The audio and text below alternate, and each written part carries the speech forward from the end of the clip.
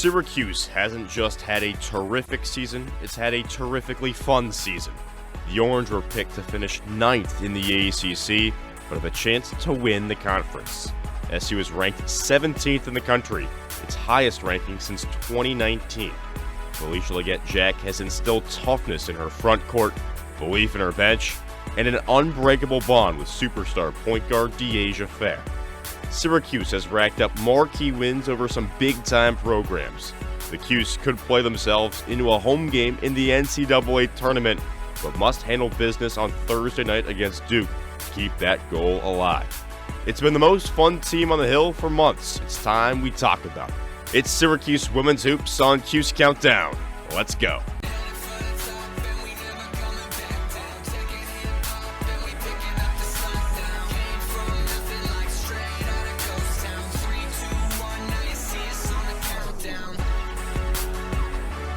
I cannot wait to talk about this team. Avin, Sam Reis, Austin Barach here. You just heard it. Syracuse women's basketball, 22-4 in the season, 17th in the country right now. Sam, it's been a team that's been dominant all season long. Oh, it's been impressive and then some to see what this team has done, the jump they made from last season to this season. Adam, I think a lot of people were saying coming into the season, this team, the expectation should be to get into the tournament. Right. But now we're talking about a team that maybe could be getting to the second week of the tournament. I'll tell you what, their highest ranking in 4 or 5 years and second in the ACC currently. I know, I didn't see that coming. I definitely didn't see it coming. How about the jump that Felicia Leggett-Jack in her second season is causing this team to, I mean, they're the cardiac cues. I mean, they give me some heart palpitations during their games because they play with so much energy. They score the ball so well. And even when you think that a game might be over, a game isn't over with this women's team. I mean, they play till the very end and go with their hearts out on the court every single night. Guys, this team is so much fun. I decided to take a walk, all right? Follow me. Syracuse entered the season with tons of hope. In its first year under Felicia Leggett-Jack a year ago, the Cuse just missed out on the NCAA tournament.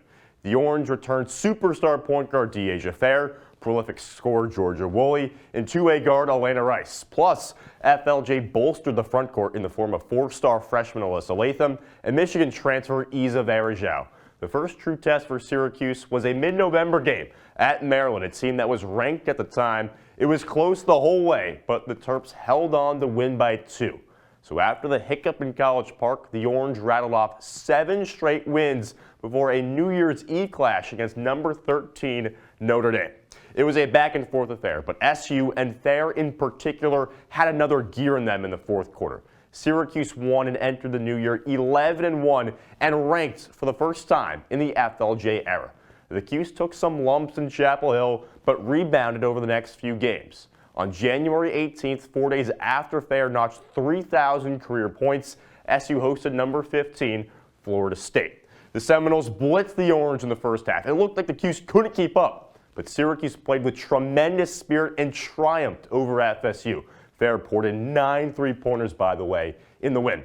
1 week later, SU went to South Bend, a place that they were 0-19 in, and won, and it was impressive. A defensive masterclass in the fourth quarter. The Irish forgot how to play basketball. With Syracuse sweeping Notre Dame, it thrust FLJ's squad into the national spotlight. But then SU was served a slice of take-it-easy pie. Virginia Tech poured on a lot of points behind Georgia Amore. She dropped 29, and Tech took it by double digits in the Dome. 4 days later, SU was outplayed again by a very good Louisville team. But look, there's no shame in losing to Virginia Tech and Louisville. The Orange got back off the mat and have won all 5 games since then. And that included a revenge win against the Cardinals a week and a half ago. Sure, there was some controversy that ended the game on a foul call that resulted in a pair of Fair free throws, and SU won by 1 because of it. But a win is a win. Syracuse is 22-4.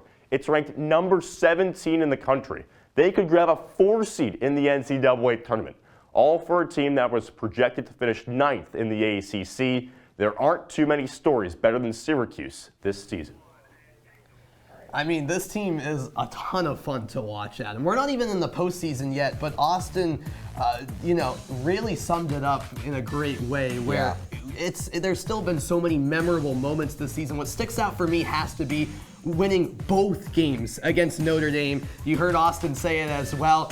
Their first ever win in South Bend as well. Those were a couple of statements right there, but there's been some others as well. Look, Sam, I was in the Dome for Clemson and for FSU. Both games, 18-plus point comebacks, Unreal. Back-to-back games. I mean, that is when I felt like this Syracuse team is legit. This is a team where if they go down in a game in March, you never know what's going to happen. They can erase a deficit and win those tough games against pretty good ACC opponents. There's so much belief in this team and so much belief between Felicia Leggett-Jack and star player Deasia Fair. After the Louisville win a week and a half ago, Coach Jack had a lot of good things to say about her star player. And this young lady right here, she's different. And this game here, I think, put the world on notice that we're not going to try to force her on you. We're going to continue to show you who she is. I mean, guys, Fair has been dominant this season, 20-plus points per game. She can hit threes with the best of them. She's been dominant so much so that she's kind of creating a historic legacy at this place. Oh, it's unbelievable. I mean, she really is solidifying herself as one of the best ever athletes to play at Syracuse in general, in any sport. I don't think that's a stretch saying that, Adam. It's not. And she's been proving it this year with that experience. Austin just brought it up, and that's the highlight of her game, of course, how efficient she is from three, shooting 40% from beyond the arc, but she's also crafty as a ball handler, can take someone on one-on-one. You see that pull-up jumper right there. Her shot's so pure. She can also come away with a couple of steals. She averages 2 a game. She can really do everything. And Felicia Leggett-Jack talks about this all the time. Deasia Fair is 5'5". Her height does not measure her heart. Her heart is out there on the court every single time she goes and plays. And it's not just a player who scores great every single night. We're talking about now the 5th highest scoring player in NCAA D1 all time, guys. I mean, Deasia Fair does it night in and night out. She's done it since her days in Buffalo with Coach FLJ, and now she's doing it here at Syracuse. We were having a conversation here the other day. Is she going to get her jersey retired one day? Wow. I mean, it's only been 2 years, but that is how good she has been for the Orange so far. FLJ is the only one with the retired jersey. I mean, you look at that graphic right there. Deasia smiling from year 1 to year 2. A big reason why, because the supporting cast has been really, really good. Georgia Woolley has been awesome. Verjao in the limited minutes that she's played this season has been great too. Kyra Wood's been awesome. Elena Reis. So many good options on this team, Adam. It's not just a supporting cast. They're actually really, really good players. Really good players that can play for this D1 program that can go far in the postseason. And you said it, Austin. Isabel Verjao, I want to highlight her specifically because she was dealing with some injuries. She was out for quite some stretch of this season, but came back in her first game, had 13 points, 7 boards. I mean, she played really well coming off the bench, and now she's finally getting back into the swing of things.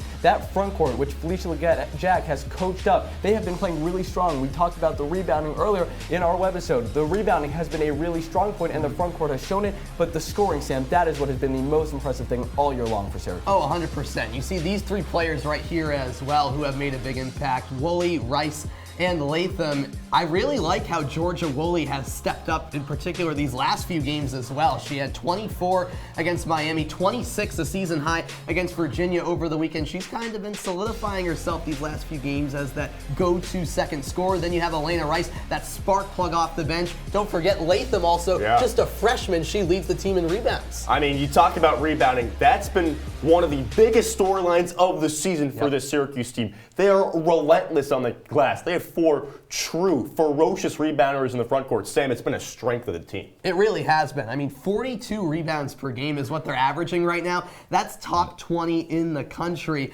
And consistently, game in, game out, they get it done. And it's a number of players who do it, as Austin just said. And I feel like this is something that I remember earlier in the season Felicia Leggett-Jack wanted to emphasize, and her team has responded in a big way. And it's impressive as well when you consider one of their tallest player who gets consistent playing time, Isabel Verjao.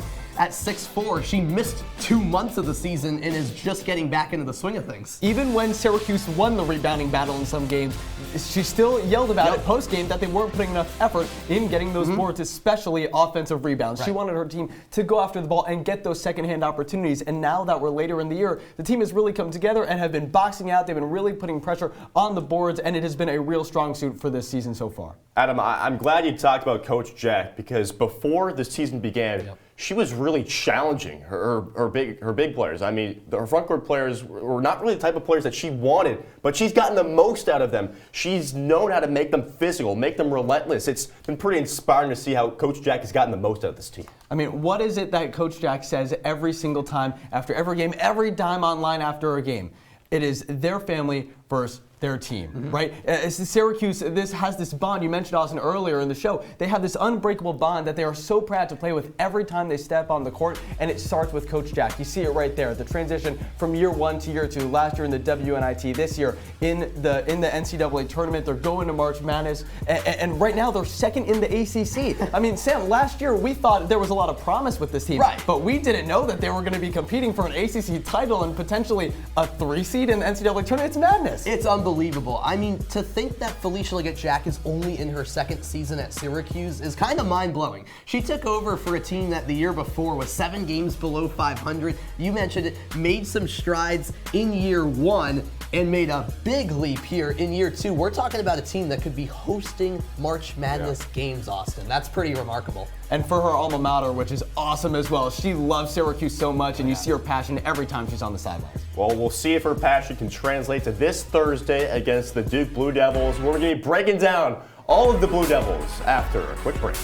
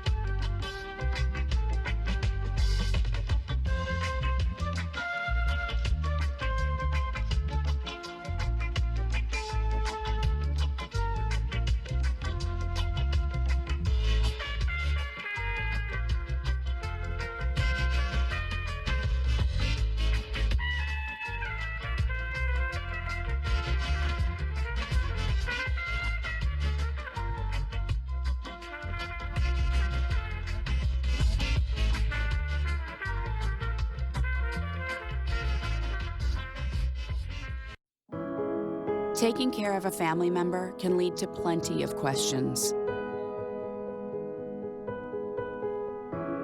Fortunately, there's a place to get the answers, for them and for you. Find articles, tips, and tools from experts and others who have been in your place. The Caregiving Resource Center at aarp.org/caregiving.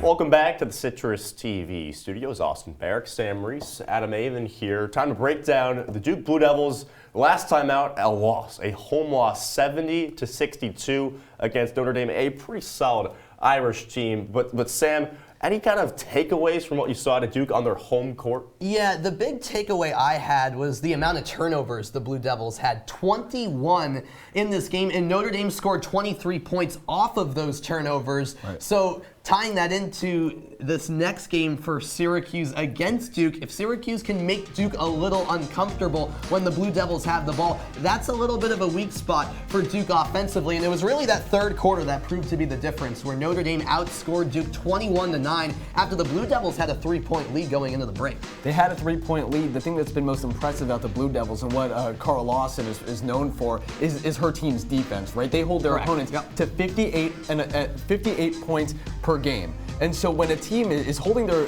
opponents to that little of scoring, I mean, Notre Dame really poured it on, as we can see. What is that, 12 points more than the average of what Duke normally gives up. So Notre Dame just poured it on. You see it there with Hannah Hidalgo. She's been the star for that Fighting Irish team all season long. Duke was just not a match for them that night.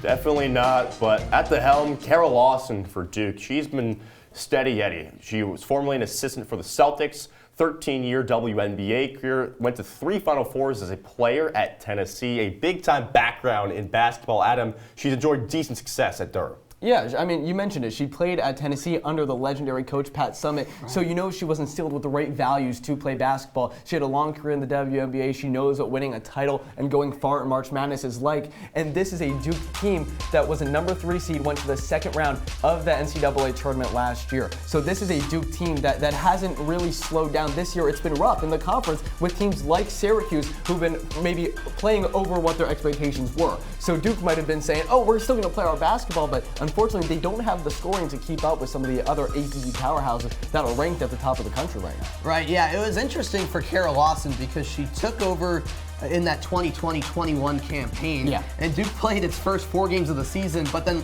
a lot of players on the team got COVID. They had to opt out as a whole. But then the next year, you mentioned it, she leads them to a 26-7 campaign. Now, this year, there were plenty of losses. That's the key, really. In fact, only 5 of last year's players are on this year's team. Right. 9 of 13 players on this year's roster are also underclassmen. So it's a very young squad. That's why they're maybe not having as much success this season, but you still got to give Lawson a ton of credit. Yeah, absolutely, Sam. And 3 of those players in the team are guards. The leading scorers in the team average between 10 and 12 points per game. We're talking Reagan Richardson, Taina Mayer, and Aluchi Akanawa.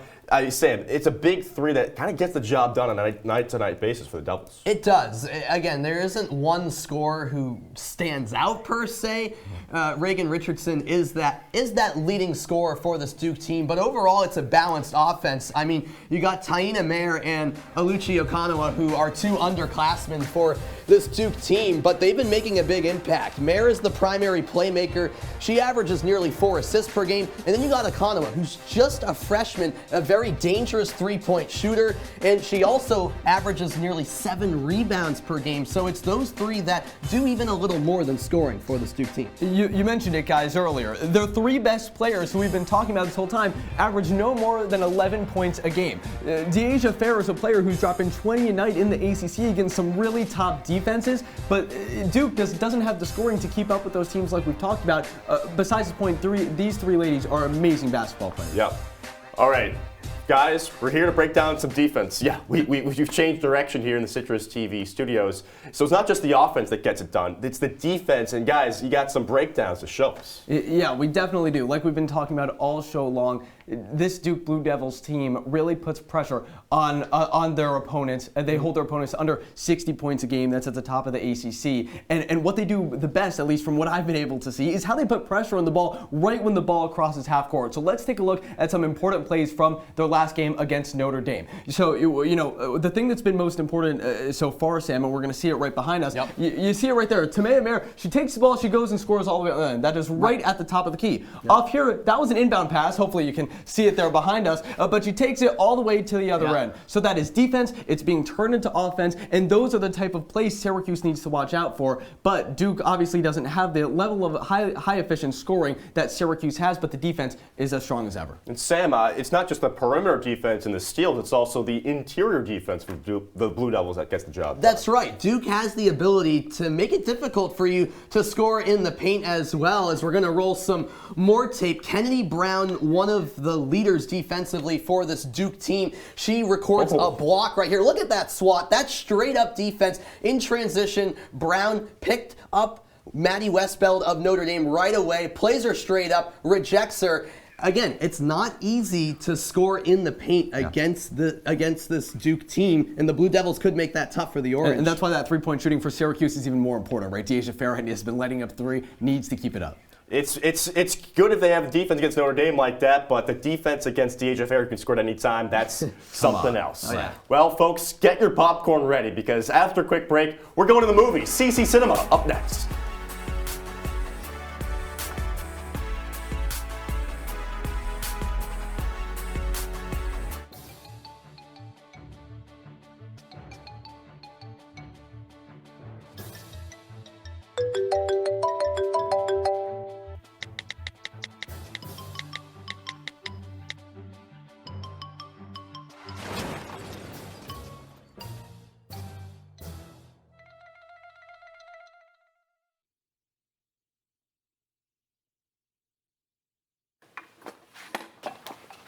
Did you hear about the pony with a sore throat? He was a little horse.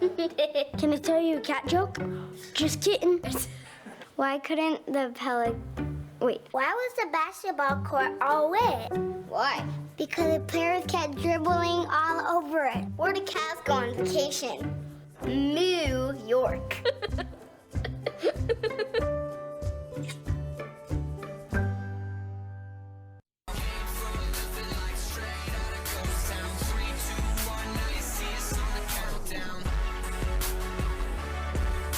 All right, we are back here on Cuse Countdown. Austin Barach, Sam Reis, Adam Avin. We're strolling through the movie theater, guys. Yeah. At least you guys are. I'm just letting you guys do your magic, work your stuff.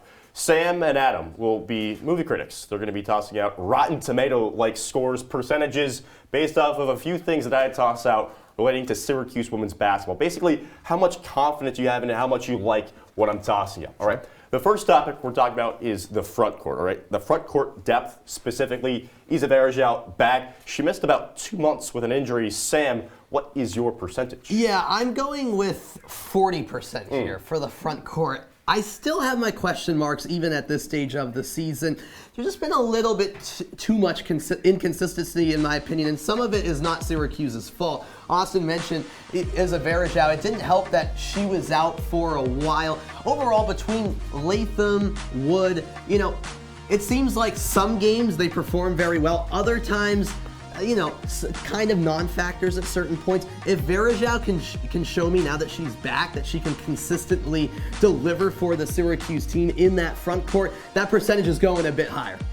Austin, I don't know about you, but because Isabel Varejao is back, it is my rating is going higher. Sure. My percentage, my critics score, right? I'm gonna put it at 60% for this Syracuse front court, and it's because of exactly that. In her first game back, she showed that she can still play. She came off the bench and she played well. Alyssa Latham, I've talked about it multiple times this season. Alyssa Latham has struggled scoring the basketball. She, as a freshman starting, it's not easy, especially with how Syracuse has been playing so far this year. But it's been the other players on the team who've been able to step up. Sanaya Wilson has been awesome off the bench, and Kyra Wood on the boards has been especially great. I'm going 60%. There's still room for improvement, Sam, but I like what I'm seeing so far.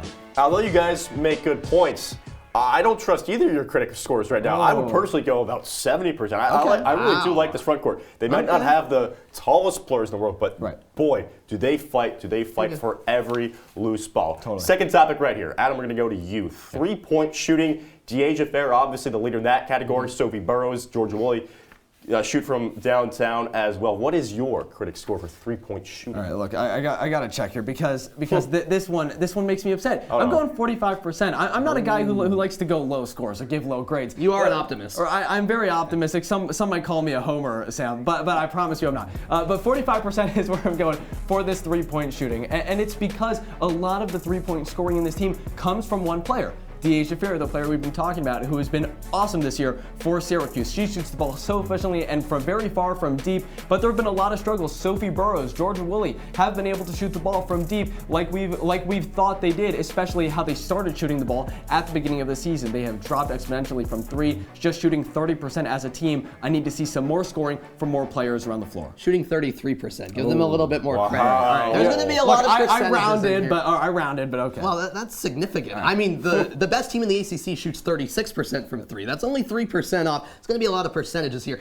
I rate the three-point shooting. I'm going to give them a 65%. Okay. I'm honestly more on the optimistic side about this. They shoot, as mentioned, 33% as a team, which isn't terrible. Yes, I get it. A lot of people are going to argue they rely too much on Deasia Fair, who is a 40% shooter from three. Yes, she takes a majority of the threes, but honestly, you got someone who doesn't shoot the three a lot, but a lot, just 15 times a game. Hold on. Now, I'm talking about Elena Reis. She shoots 35% from three, even though she's not shooting the three all the time. You mentioned Georgia Woolley earlier. I think she's shown some promise from three despite earlier struggles. She went 4 for 6 in that Virginia game. I think overall, if you're Syracuse, you're overall pretty content with where you are in that three-point shooting game because they do get a lot of their points in the paint as well, Austin. I'm seeing some disagreement between you guys. The critics are really upset right now. They're on their nerves. They don't know what to do. Maybe this final one will settle the debate. And this final one, it's interesting because it's a movie that may or may not happen. We really don't know. Still in production. At this juncture. It's still in production. The stars are holding out. They want more money. It's really a whole mess.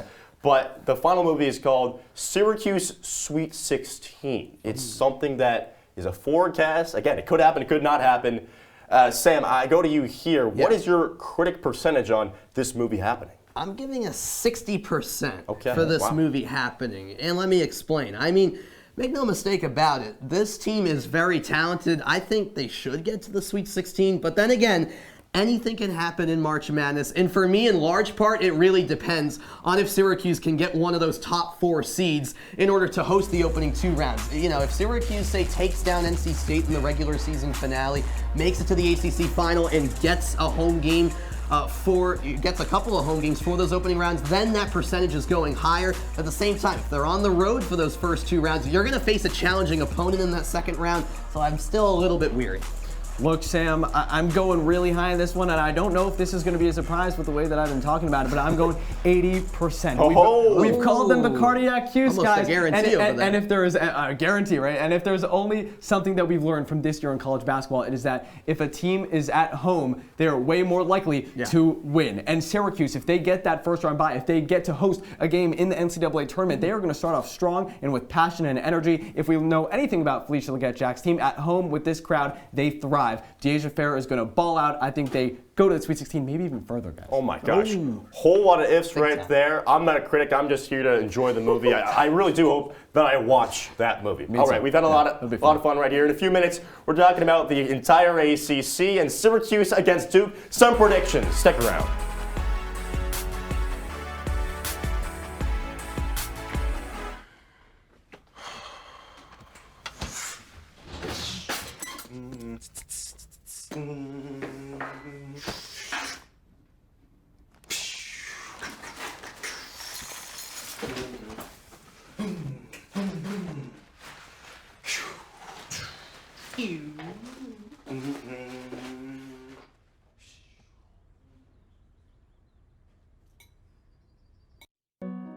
They said a bottle was just a bottle.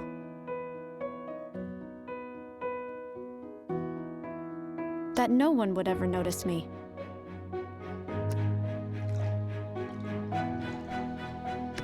But I knew I could be more. That one day, I would make people smile.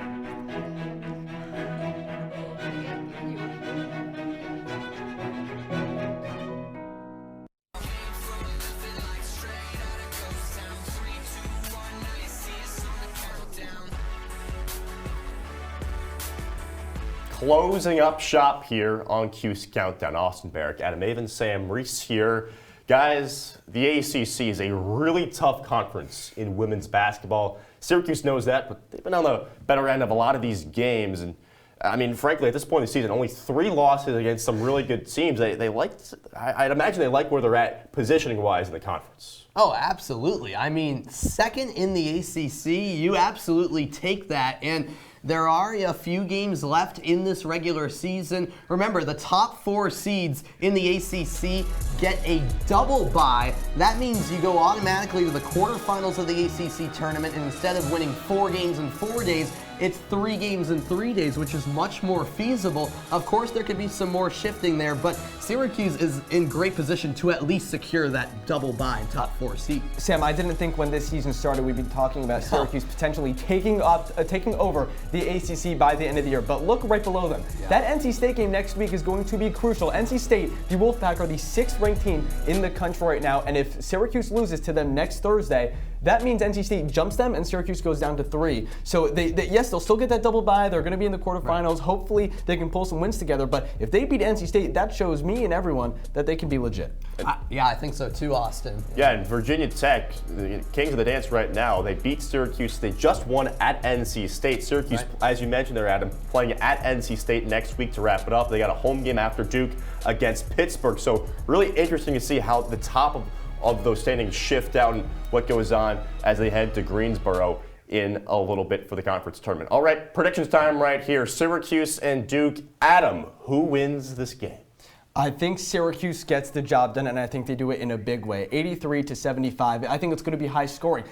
Duke's defense is really strong, but their scoring isn't. So I think Syracuse takes a big lead, maybe some trouble in the fourth quarter like we've seen so far this year, but Syracuse gets the job done. I agree. A little more low scoring, but Syracuse takes it 75-64. Duke just doesn't have enough offensive firepower to keep up with DeAsia Fair and the Syracuse offense. I like where your guys' heads are at. I got the Cuse as well. Give me the Cuse, 72-61. I think Duke kind of hangs around, but DeAsia Fair proves to be too much. For Adam, Avin, Sam Reis, Austin Barach, and the entire production staff, thank you so much, and enjoy the game.